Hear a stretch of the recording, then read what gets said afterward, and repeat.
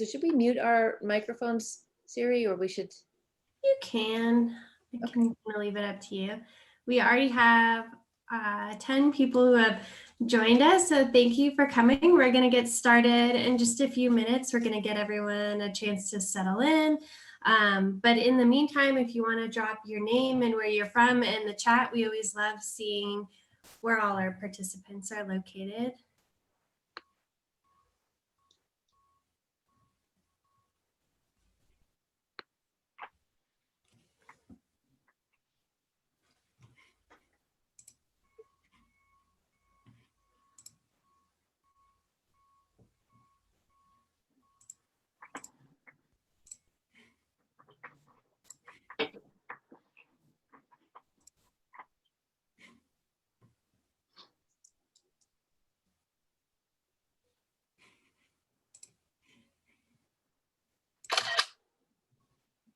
We have Alyssa's from Jackson Hole.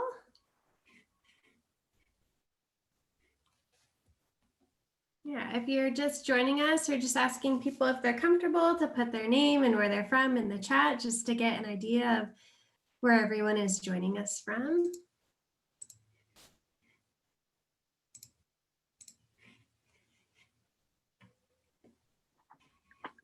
Massachusetts. So we're all the way across the country almost. Rhode Island, North Carolina, a lot of people from the East Coast.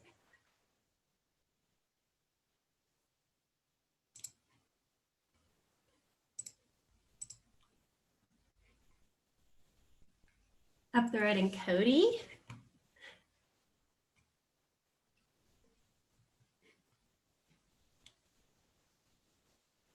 Jackson.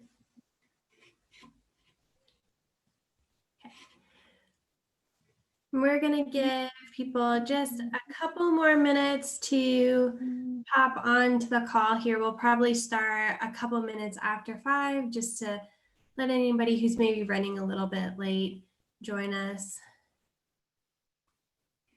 Is MD Maryland? Do I have that right? Yeah.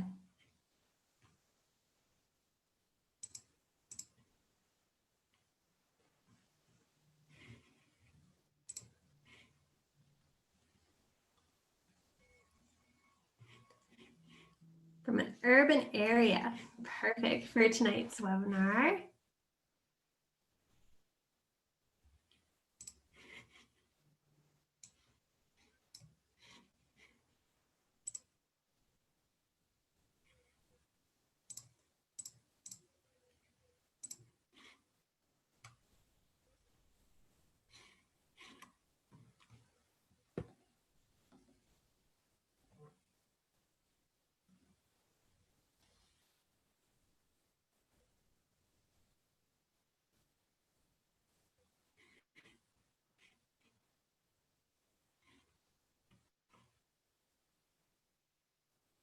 Okay, looks like we have just a few more people trickling in, so we'll get started in just a minute here.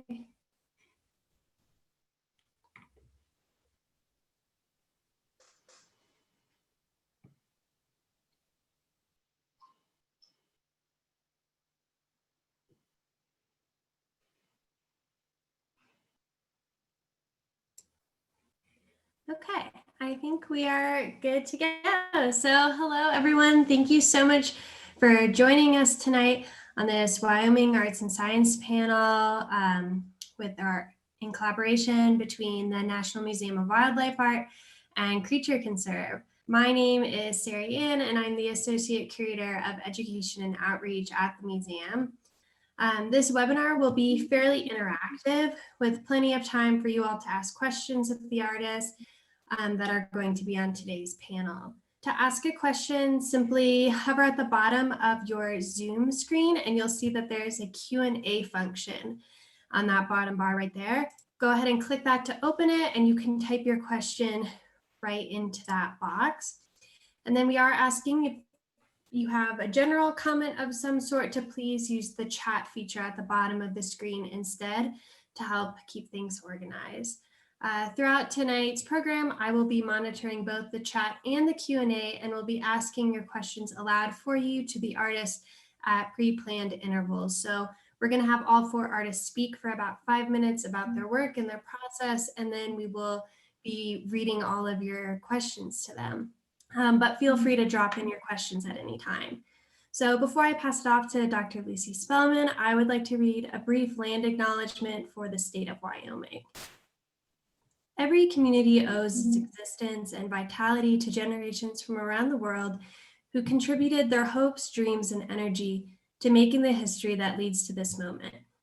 Some were brought here against their will, some were drawn to leave their distant homes in hopes of a better life, and some have lived on this land for more generations than can be counted. Truth and acknowledgement are critical to building mutual respect and connection across all barriers of heritage and difference. We begin this effort to acknowledge what has been buried by honoring the truth.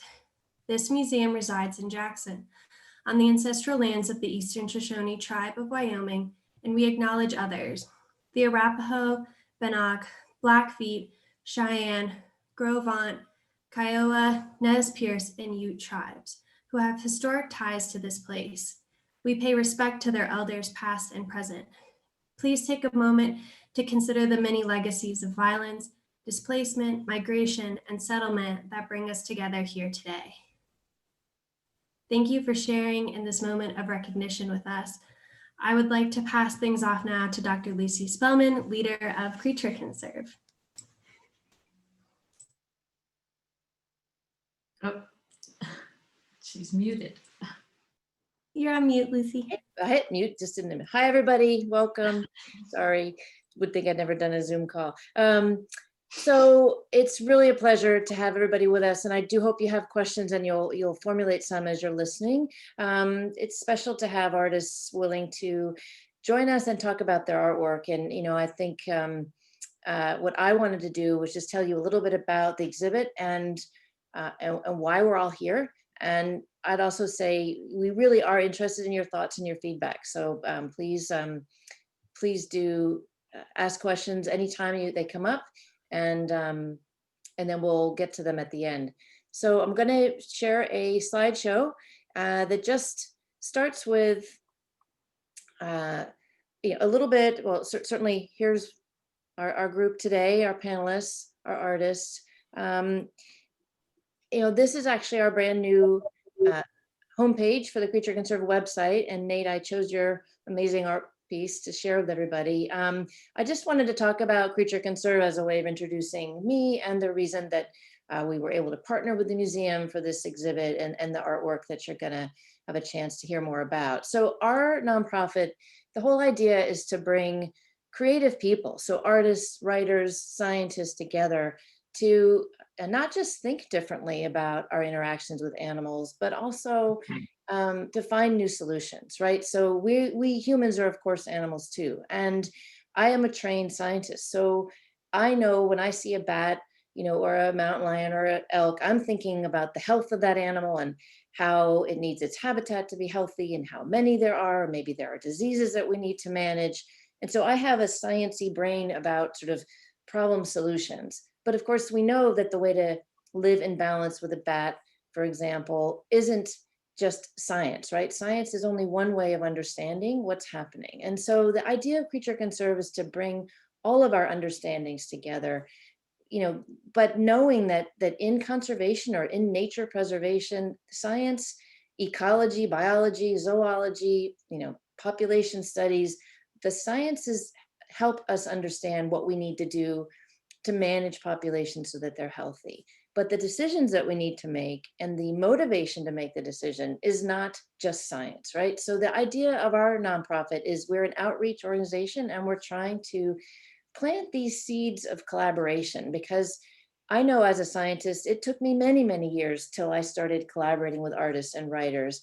And now I think differently about a problem I might be trying to help solve, right? So the idea is we're collaborating to live in better balance with nature. And this exhibit is sort of an example of that.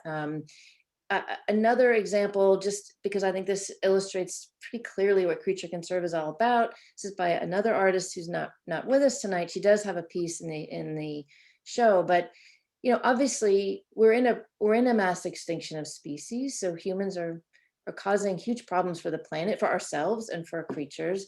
This is a jaguar, a paper mache jaguar, and it's sort of sliced in half by the fact that its forest is sliced in half. And yet we know that we can live with jaguar if we create corridors for them to move that are safe enough from humans, and that these animals will move and live with us if we give them away. So this art piece is very much informed by studying in depth what a jaguar corridor is, and then thinking about how would you convey that without these corridors, we won't have these cats, but in a way that also says, well, what if we had these corridors? What if we put those two pieces of the jaguar together? We have solutions for how we can live in balance with nature, but those solutions are not just the science, right? So the exhibit where the artwork tonight is from is called Urban Wildlife Learning to Coexist. And the idea is, we all see animals outside our door every day. And are we living in balance with them? What does living in balance really mean for each of us? What is an urban animal? If you're in Wyoming, or if you're where I am right now in Rhode Island, we have different animals that we see regularly, but they're sharing the same territory. And we wanted to explore the problems and the solutions. And so we asked the artists to pick an animal and explore it. And knowing that part of that exploration would be learning about either the science, the biology of that animal, or the ecology, or just celebrating the fact that we get to see these animals, and that there are certain things about them that we need to respect in order to see them. And so what you will hear tonight, I think, is different ways of taking in nature and thinking about how we live with it, and sharing that to and whether that is an outright solution. Here's a way to live, let's say, with a coyote. It's more the idea of we can all find ways to live in balance with nature. And that's really the idea of the exhibit. So the museum, if you haven't been there, it's a gorgeous place. And unfortunately, because of COVID this year, I wasn't able to get to the current exhibit, but I have been there a couple of times, and I'll be there again. In Jackson, Wyoming. Here is just a view of the exhibit. If those are on the webinar haven't been able to get there, you can see that we brought in, it's a mixed media exhibit, artists from all over the United States thinking about urban wildlife. And then the museum, of course, sharing some of their permanent collection sculpture, which is really amazing here. And just, obviously you can't see the works up close or the artist cards, but they are all different. And I think for Creature Conserve, as this idea of breaking down barriers and reconnecting the arts and the sciences and the humanities, one of the things that I love about these exhibits is there's so many choices. When you walk in, we are all drawn to different pieces that we might want to look at and understand more about. And that's nature too, right? We're all drawn to different parts of nature. We have different things that we care more about.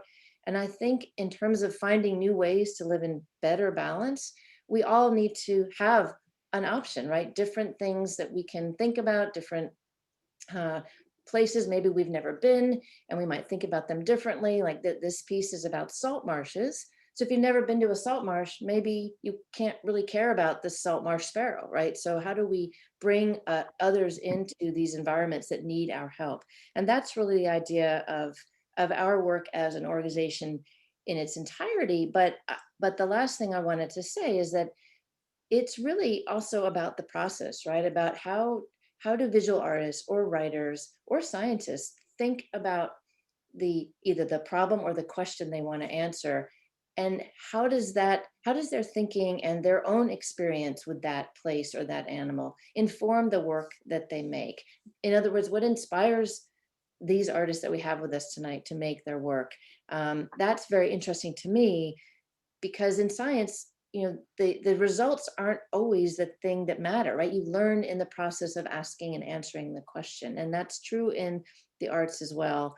And I can say that from all the years that I've worked with artists. So what I'm hoping tonight is that we all get to learn a little bit more about the process that some of the artists who participated in this exhibit, what motivated them, or just anything that we might get to find out that you can't find out when you look at their artwork.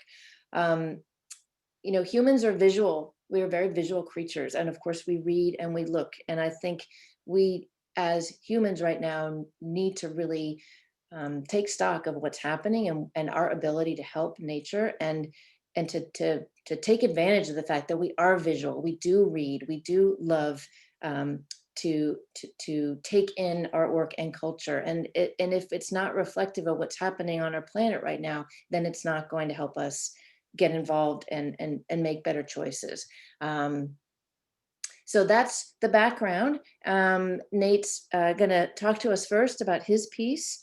And then we're gonna hear from Jocelyn about her piece in the exhibit. And then Elizabeth. And then Emily has 2 pieces in the exhibit.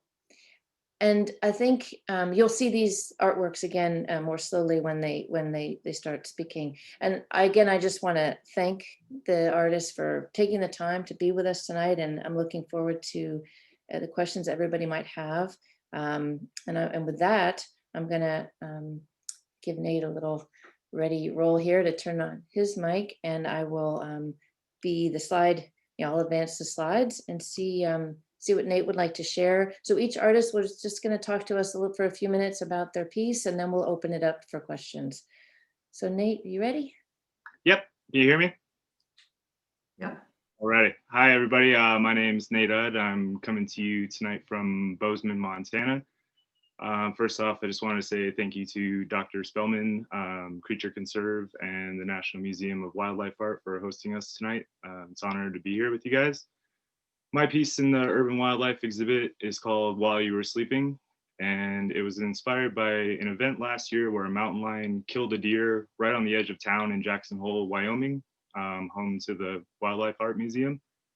When I heard about this exhibit, my mind immediately jumped to that moment, and I knew I wanted to focus my piece on cougars and their presence amongst us as humans. I've been fascinated by cougars since an early age and have been independently researching them since that time. When specifying my research for this piece, I focused on the Teton Cougar Project, led by big cat conservation group Panthera, and the ongoing study of cougars in and around Los Angeles, led by Fish and Wildlife and the Park Service. These 2 studies of cougar populations living in both rural and urban areas have provided countless insights into the ability of this predator to coexist with humans. When we think of mountain lions and other predators such as bears, coyotes, and alligators living amongst us, it's easy to feel uneasy about it. But what I was trying to explore with this piece is the idea that most of the time we don't even know they're around. Cougars specifically are famous for being extremely secretive, and scenes like the one in my painting have been well documented all over the West. One might ask, why would cougars spend time in urban environments? In my piece, I incorporated a flower bed in someone's yard that the deer is attracted to. It's obviously not only apex predators that share our neighborhoods with us. You're far more likely to see prey animals like deer, rabbits, and raccoons than you are a cougar in your yard.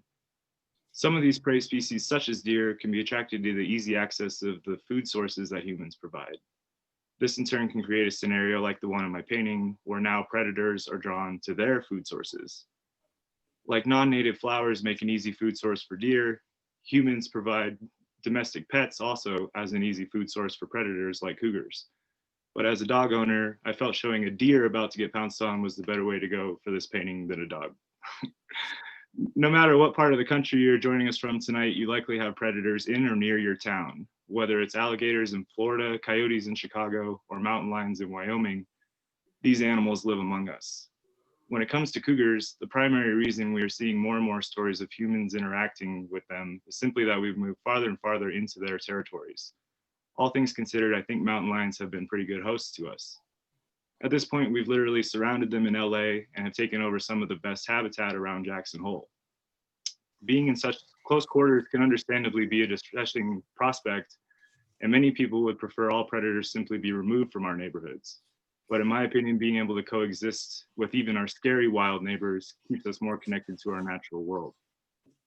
We often have black bears and cougars within city limits here in Bozeman, and to me that just makes it that much more exciting to live here. It would almost seem boring if there was zero chance of a mauling on the way home from the bar on a weekend. I would prefer almost zero, which is in fact in line with real predator-human statistics.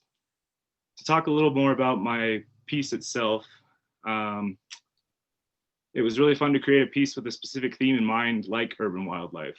My artistic background is centered around primarily screen printing and concert posters for the last 10 years. And with live music on hold last year, I had a chance to explore a new medium, these acrylic paint markers. Illustration has always been my strong suit artistically, but I have zero brush control. So painting has always really, really frustrated me, to put it lightly.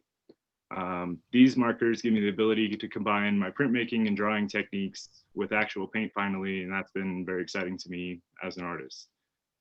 In closing, I'd like to point out that one last theme of my piece, that we can and do coexist with even potentially dangerous wildlife like mountain lions on a daily basis.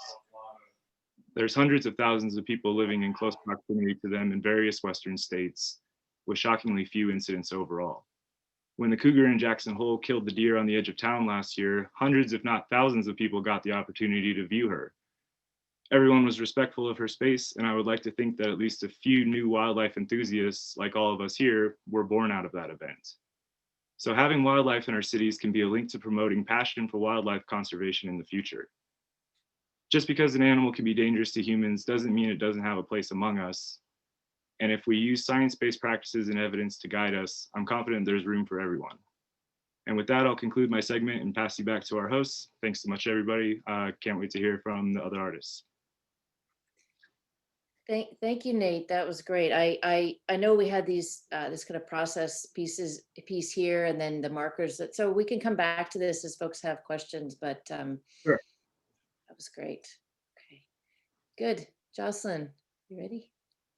All right, thank you. My name is Jocelyn Slack, and I was kind of introduced to this whole project by my friend Emily Poole, who's worked very closely with Dr. Spelman. And in 2018, there was this marvelous wildlife migration symposium at the Wildlife Museum. It was all these scientists came together and presented really these amazing stories and accounts and studies of new technology with tracking devices and studying migration routes. And there was a beautiful book published, I don't have the name of it in front of me, about wildlife migration. And the maps to me were stunning. They told a very powerful story of all these different animals and their different migration routes and how they overlapped, and but the antelope has their route, the deer have their own, the elk, the bears, the moose. And there was a lot of tragedy in it for me, because if you looked at the greater Yellowstone ecosystem, which is Yellowstone and the Tetons and Jackson,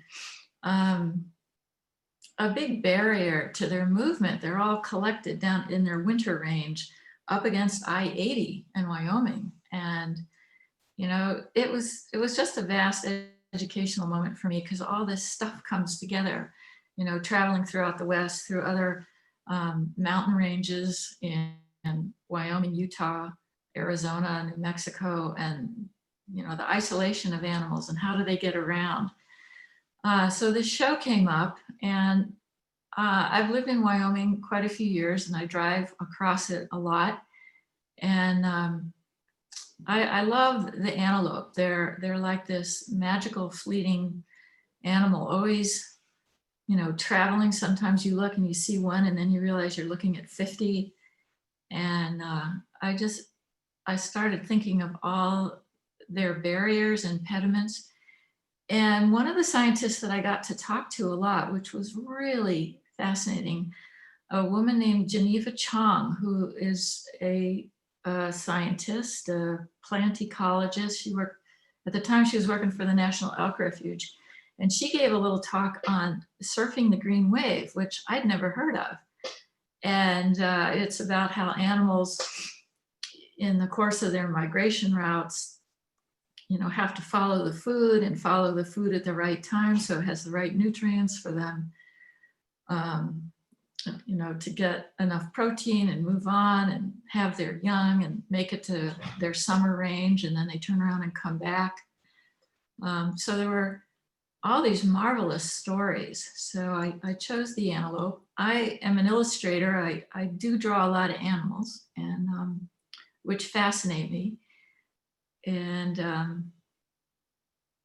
I also, the other image that I had worked on before, that this is a Wyoming perspective. This was a fun project. A young friend of my daughter's curated a show of artwork for her senior project in high school, and the theme was perspective. And I instantly thought of Wyoming and traveling across the open space.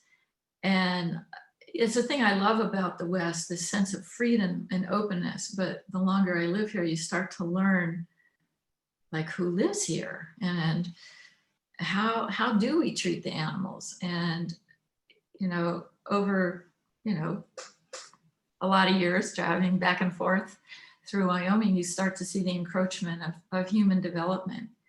And I worry about the impediments. So the antelope are sort of disappearing.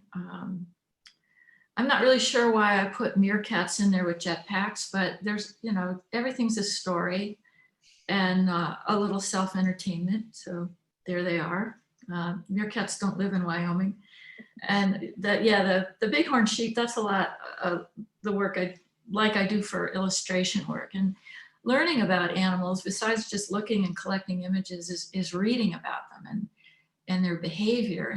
And scientists, I find, have fabulous stories of things they've seen in the field. And living here, I do live in Jackson. I get to see a lot of these animals, and it's always wonderful when you see them or come upon them and you realize, I didn't know they did that. You know, there's always room for more knowledge, and I feel like I've benefited a lot from living here. There was a marvelous presentation of a film about from Yellowstone to the Yukon, and really talked quite a bit about wildlife corridors. So I do feel like there's hope. We're building wildlife corridors. I feel like we're giving more of a voice to all the stakeholders in the room, and the animals are one of those stakeholders. So I think this is a marvelous venue for images of wildlife and artist perspective and writers and scientists. And scientists are phenomenally creative. I mean, I always love that idea of the theory going along, and then all of a sudden you got to tweak that theory. And that's the same with the drawing. But anyway, that's kind of what brought me into this. And I'm really grateful to Emily Poole for introducing me to it, and getting to meet Dr. Spelman.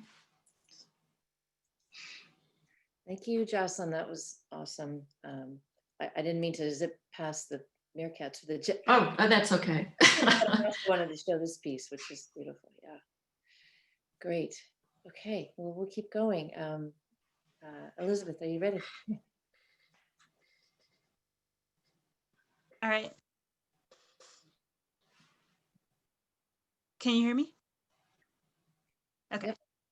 Hi, everyone. I'm Elizabeth, and I chose this kind of bison on the road. My piece is called Share the Ancient Road, and it's really focusing on the fact that a lot of the wildlife corridors that used to be in existence are now actually covered by roads that humans are using constantly. So it was kind of came about by the fact that the Native Americans would have been following wildlife migratory patterns. And so a lot of Native American trails were developed, and then eventually those became more of like pack trails for white man that came across, and eventually a lot of them turned into roads. So definitely here in the greater Yellowstone ecosystem, that's very true, but it's not just here. There's several Native American routes that have been turned into roads across the US, including several in New England. State Highway 31 near Chicago used to be a Native American trail. Down in connecting Texas to California and then south to Mexico. All of those were Native American trails by different tribes, of course, that a lot of them were following these wildlife corridors. And because of that, we end up seeing animals still naturally using these corridors going along the road because that was their instinctive path to use. And we just happened to show up and pave it with asphalt. So I think it's really important for us to realize that as we encounter wildlife, both on the roads and then in the towns that are have been developed along these roads. So here are a couple images that helped inspire my piece. These are some bison in Yellowstone National Park. They're kind of the iconic road animal in this area. And they don't like to move. But I also chose the bison specifically for this piece because the history of the bison having gone from near extinction to us bringing it back through careful conservation efforts starting in the early 1900s, which started here in Yellowstone National Park and then expanded. It's just an iconic animal to reference when we think about the efforts that people can make in order to make positive differences for wildlife. We tend to be the cause of population decline and sometimes extinction, but with concentrated efforts, we can actually make a positive impact. And so the bison is both iconic as an animal that uses roads all the time, but also as a successful conservation story. So I think that it's just really powerful. Yeah, here's another one of a whole herd walking down the road one day. They're called bison jams in Yellowstone, quite common. But even outside of Yellowstone, if bison were allowed to kind of expand, they would be walking all over the highways as well, I'm sure. So they are kind of kept in check a little bit, but it's not just bison though. I mean, these trails would have followed the paths of pronghorn, like Jocelyn was talking about in hers, not only cutting across their paths, but sometimes following along them. Caribou farther north, elk all over the Western United States. So it's important for us to remember when we think that potentially certain areas are a bit more inconvenienced by us needing to be careful due to the wildlife, that this was their natural path, and you can't just change their instincts overnight or even in several generations. But we can do things like create the overpasses and underpasses for wildlife to use in especially dangerous areas, potentially even putting up some barriers, but nothing too extensive because you don't want to funnel wildlife in any one direction. So yeah, that was pretty much the inspiration for my piece. And I wanted just the bold image of a bison walking down the road. You've got that double yellow line showing that he's here to stay and he's not going to move for cars. And I think that's pretty much what we need to understand, that wildlife are here to stay. And so we should do what we can to accommodate that. Yeah, thank you. Thank you, Elizabeth. They're stunning photos as well as the painting. Thank you. Great. All right, so our fourth panelist, Emily, are you ready? Your piece. Well, which one? I guess we got that one first. You can tell me where you want to start. My name is Emily Poole. Oh. Can't hear you, Emily. A little closer. Uh-oh. That's better. You can hear me now? Yeah. Okay. Hi, my name is Emily Poole. I was born and raised in Jackson and have been going to the National Museum of Wildlife Art since I think maybe I was a month old. So the progression of that to this moment with the museum is really exciting and an honor. In 2016, I completed my BFA in illustration at Rhode Island School of Design. And during my time there, I met Dr. Lucy and became involved with Creature Conserve, which really influenced the whole trajectory of my professional work and just my goals as an artist to become part of conservation art and collaborate with scientists. And one of the ways I've been involved with Creature Conserve is by hosting artist workshops where we bring artists and scientists together and have the scientists share their work and have the artists practice visualizing the concepts that the scientists are sharing. And we had one of these workshops in 2018 at the museum. And one of the scientists that we brought in was Carlin Gerard with the Teton Conservation District. And he talked about his Trout Friendly Lawns initiative. And the basic concept behind that is that the way that we care for our lawns and the spaces around our houses heavily impacts the whole, both the ecosystem that's really close to our lawns, but also far beyond it. Things like pesticide runoff from lawn treatments into waterways affect the environment. Things like erosion, not the spread of non-native species are all problems caused by poor lawn management. So, or not poor, but just not taking the native environment into consideration. So he talked about the solutions to this problem. And one of the things that that Dr. Lucy taught me in thinking about conservation art is framing it in terms of problems and solutions. So for this piece, I wanted to present an attractive solution to the problem by showing a lawn planted beautifully with native wildflowers that also sort of visually represents that more abstract concept of all the elements of the environment intertwining. So the roots of the wildflowers intertwining with the fish in the waterways that exist in the real world, basically right below the surface of the land that we live and work on. So that was the goal with this piece, was to present an idea of how we can manage our lawns in order to live in harmony with our ecosystems.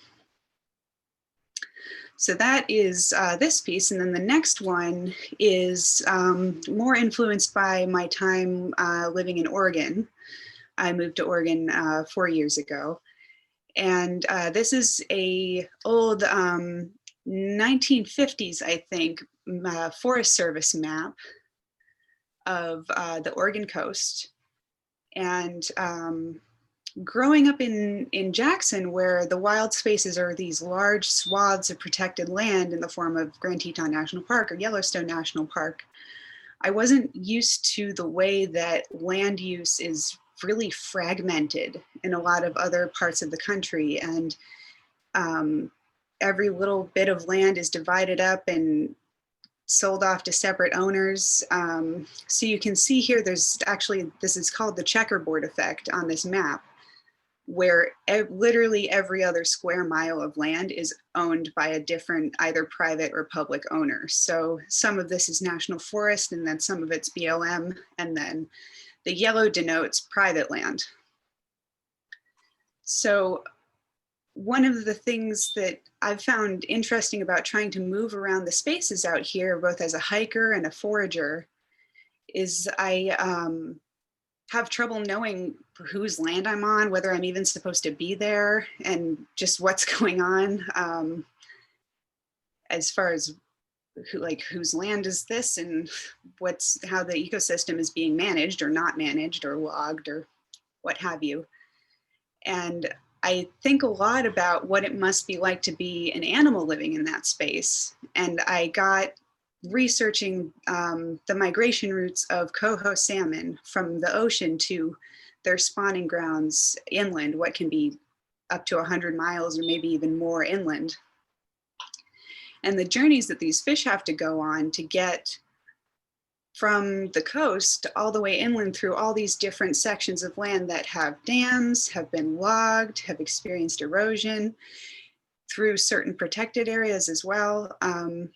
And it was hard to find information because it's also really hard for scientists to study these species, because in order to track their movements and track the environments that they're passing through, they have to get land use permits, like 50 different land use permits for 50 miles of space that a salmon might traverse. So I wanted to sort of depict that fragmented feeling that one gets when thinking about this land by taking out those privately owned pieces and basically obscuring them and making them inaccessible visually the same way that they're inaccessible physically. So yeah, the yellow in this map is the private land, and that's the parts of the fish that we can't see that are sort of fragmenting and obscuring our ability to understand their life history. So that is that piece. And that's all I got. Great. I just want to thank you all. I mean, I could listen to you guys talking about your work forever, because what I love hearing about is how you're naturally expressing your understanding, not just through one lens, right? You've learned the science, you've done observational work, and then there's this other lens, which is your artistic lens, right? What's catching your eye? What's catching you at an emotional level? What do you want to dig into? And I think, again, that exploration, that process is really fascinating to all of us who, couldn't make something like this beautiful artwork, but we want to make that exploration. So I want to thank you all for the comments you've made already. And I'd love to see what questions we've got out there. Sari Ann, you want to go with those? Absolutely. We have a few fantastic questions so far. Please feel free to keep typing them in the Q&A, whatever pops into mind. There's no such thing as a silly question. Our first question is actually directly to Nate. They say, "Hi Nate, fellow Bozeman transplant creator here. I'm wondering if you have come across any local initiatives to help with securing wildlife migrations / wildlife habitat connectivity to mitigate human predator conflicts."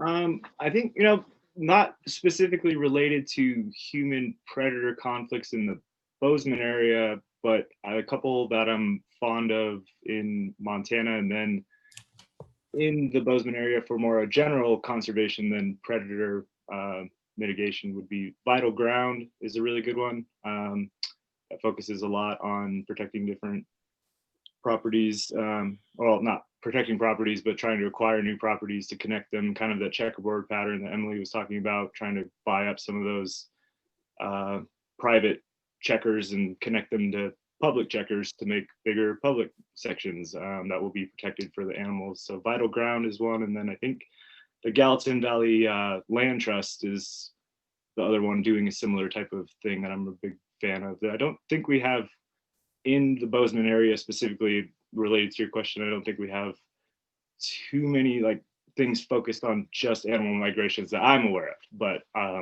yeah, that's definitely a couple of good ones to look into.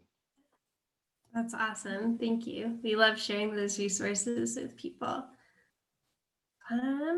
This is actually more maybe a question for Dr. Lucy, which is, what was your selection process like for the show? And did you only include art informed by science, or did you include more traditional wildlife art too, and why? Thank you. That's a great question. So Creature Conserve is still new. So when we put a call to art out, this was our second exhibit, and we got a great response. And honestly, if we could have included all the pieces, we would have, but there's only so much space. So I think, we kind of did say very clearly that we were interested in artists who either had done some exploration of the science behind the topic, or wanted to actively talk to a scientist or go in the field with one. Maybe some of the artists proposed a piece. So we really are quite focused on the process. So we just put a general call out, and I hope as our nonprofit grows, that's going to be a problem. We may have a lot harder time selecting. So we did, our jury, was a mixture of Creature Conserve board members and also from the museum. the curators of the museum, and really honestly, we wanted to take them all. But I think, because I think the process of the art is just as important as the final. And I think this is something we're thinking a lot about now, because the call to art and sharing the art is really what we want to do, and the same with our writing. But now, we can have a physical museum, but can we also do, how do we share these pieces virtually? Those are things we're actively thinking about, because we would love to do more calls for art and have more opportunities to share the work.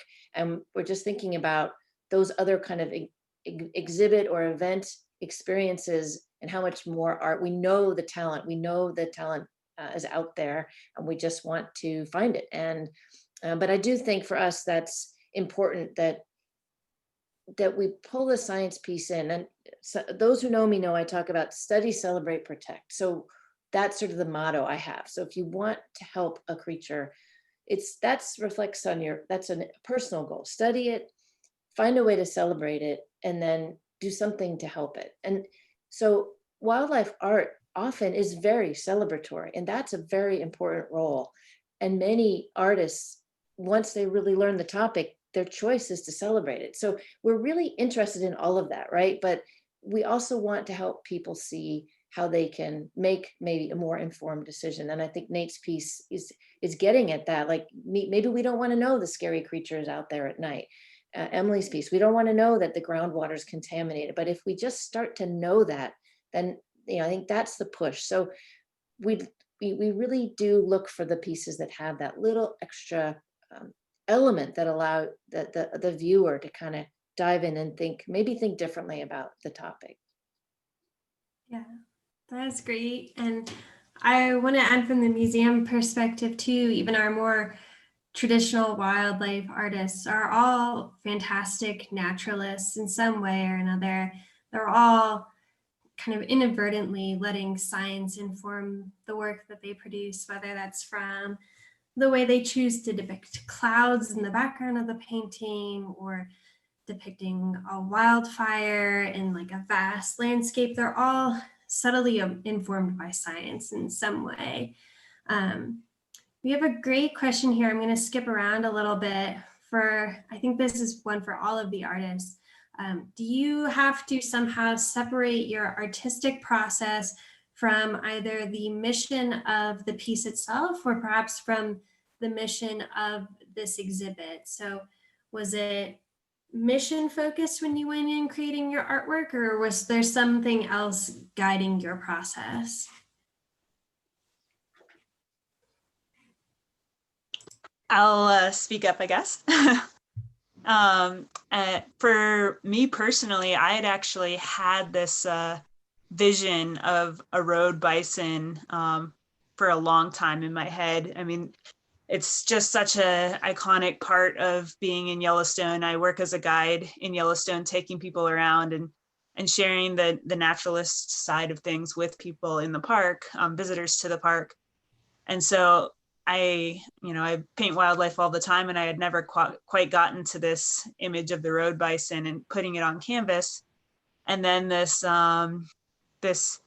prompt came up from the Creature Conserve and the National Museum of Wildlife Art to talk about urban wildlife and how people are interacting with wildlife. And so immediately, I didn't even have to think. I didn't even submit a proposed drawing as we were allowed to. I just went in headfirst into this painting because it had actually been something that had been drawing me to it for a very long time. So it just happened that the prompt fit already with the passion, and I discussed regularly with my my groups in the park about these wildlife corridors that have been paved, and it just it was a natural flow of the two, the science and the art coming together.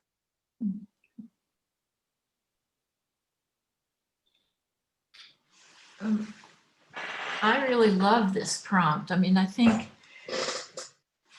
I grew up in the East. So coming out to Wyoming was a big education. And I think education is the heart of a lot of what inspires me, like learning about the animals And I love this symposium. It was just so wonderful to see this science and art come together. So as far as, figuring out what a painting, I don't know, I vaguely just thought of, my experience of driving across Wyoming, and that's what popped into mind. And, and on this one, there's all the, the oil fields and fencing and highways and trains and commercial and private development and land ownership. And I think if we just understood, like Elizabeth was saying, and learned a little bit more about who's on either side of the fence, we could make better decisions of how we want to coexist. Because we're in a terrible danger of killing what we love.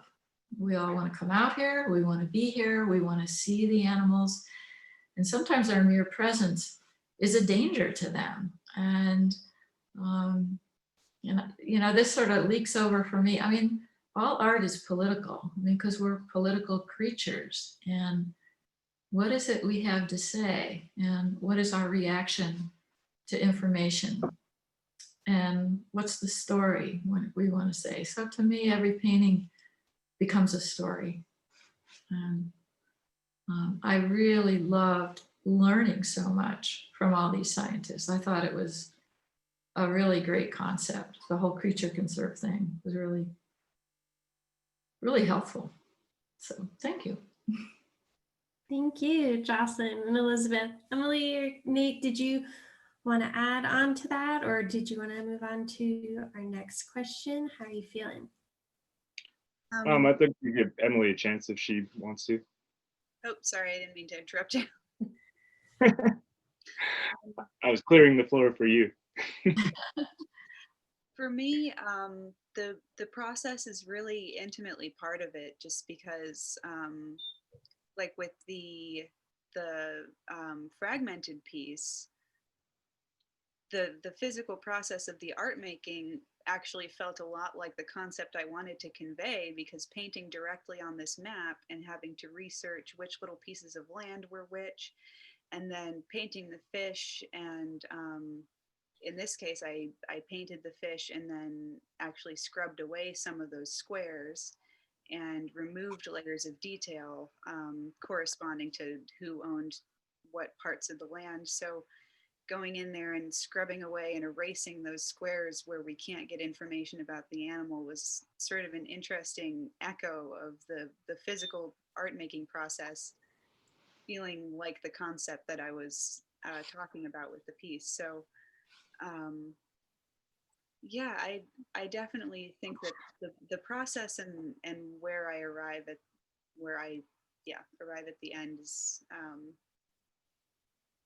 really very interconnected most of the time. Nice. And just to add for myself real quick, I think, the fun part about this project for me was I never really include any human related stuff. I don't like drawing buildings. I don't like drawing things that humans have created. Everything's so rigid. So adding houses and fences and a curb and a street light and stuff back into all the wildlife art that I do otherwise was like, yeah, it was fun. And it was cool to try to figure out a way to make it all fit. And it's not something I normally do. So. Thank you. It's always really interesting to hear about the process, because, we don't necessarily get a key into that just looking at something hanging on the museum wall. So I think people always really appreciate hearing about that. We have about 8 minutes left, so we'll try to get through a few more of these really excellent questions. There's one here specifically for Elizabeth. They say, "Hi, Elizabeth, the inspiration behind your bison piece was deeply profound. I am wondering how active conservation organizations are partnering and collaborating with Indigenous communities, and if there are any sort of initiatives that you would like to see more of." I would definitely love to see more collaboration with Indigenous communities, just to respect and represent the fact that they were here before we were creating national parks and before we were creating national forests and then developing everywhere. So yeah, I'm not positive in terms of which nonprofits are working directly with them, aside from Yellowstone National Park itself, as I was kind of alluding to in my original talk, how they don't allow the bison really to extend too far beyond the park. And so we don't see them on, too far north on Highway 89 or up on Highway 90. And part of that is because they control the population, and they do that in two ways. One of which is they invite, usually in the late winter, some of the Native Americans that would have traditionally hunted bison in this area to come and have a bison hunt. So it's not a traditional hunt in any sense, but they are allowed to take bison that have left the park, and then take both the meat and the fur, anything that they need, back to the reservations to use that. And they are starting to try and get bison back onto some of the reservations. And any bison that aren't taken in the hunt, that are culled by the park, are also, that meat is delivered to the reservations as well of the Native Americans that would have hunted in this area. So in terms of that, I think it's a start, but we have a really long way to go in incorporating Native traditions and really respecting that they were here before us. And I think it's just obvious that we have a really long way to go. Thank you, Elizabeth. That was some really excellent insight. I think we have time to get to both of the other questions. We have one here specifically for Jocelyn. They would like you to tell us about the lower left section of your painting. What do the branching lines refer to or symbolize? Oh, those I got off aerial maps and photographs. They're oil field pads, like the Jonah Field out by Pinedale. And I know they almost look like seaweed to me. So I as reference material, I just looked at a lot of maps and aerial photographs and Google Maps, and just started looking at how land was cut up. I mean, in a way, how Emily was, looking at a map of Oregon and the checkerboard thing. It's interesting, just to see what are the impediments these animals face. And some of them are natural, like rivers and coming into tight confluences and mountain ranges or passes. And so that's kind of what this piece is about, is putting in all the impediments that these animals have to contend with, and how to get through and survive. So thank you. Yeah, it was really interesting how both you and Emily were so inspired and influenced by human-made maps. And then let's see. Okay, last question, great question. How can artists get involved with Creature Conserve and the museum? And do you currently have any calls for art? So I can answer, and then maybe Lucy can answer for Creature Conserve. So the museum has an exhibit coming up in June called Woven Together Art and Arachnids that will do a call for Wyoming artists looking for people to do 2D depictions of spiders or other arachnids like scorpions. It'll be a multimedia exhibit juried by the education department at the museum and a high school teen art council to help them get experience if they're looking to go into a career in the arts. So more information about that will be available probably around February. We'll be putting out that call for artists. But other than that, the museum does a lot of programming like this.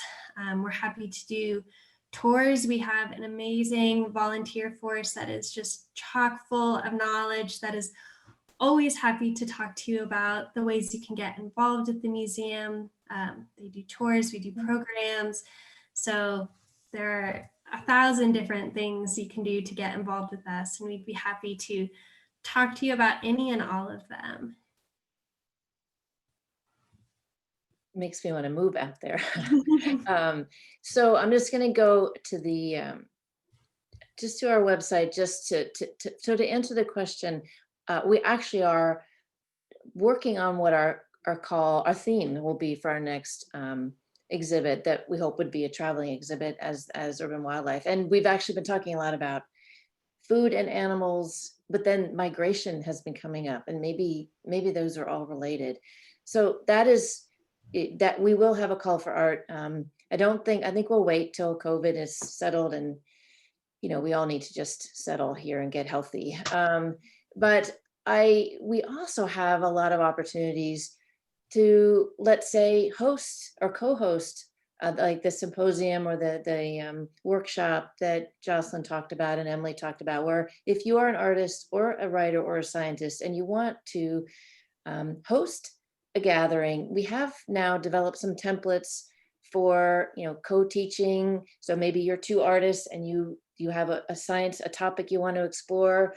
We can help you find the scientists, set up a workshop, and that's really what Creature Conserve is a network. We're trying to empower everybody in the network to teach a workshop or do a theme week on our Instagram, pick the animal and share your artwork that way.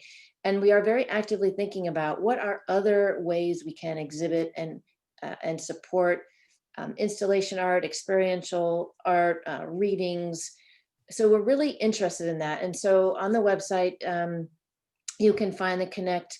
So our email, connect@creatureconserve.com. We have 3 awesome leaders who are all out there helping the network grow, basically. And I think that's really, so we're still new. And so where do we put that growth effort? I think the idea is growing the network of talent, as we know the talent and interest is out there, and then finding the ways to support what you might want to do. So we'll be in touch with the museum about our next call for art for sure.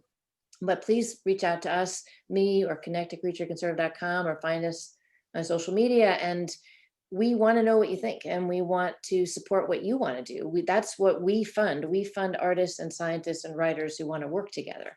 And then we also then often connect those workshops and those theme weeks to an exhibit, and we can help you do that if that's what you want to do. So that's the direction we're going. We're excited and we want to hear from you. So please write to us or you put in the chat that you want to know more, and we can follow up that way.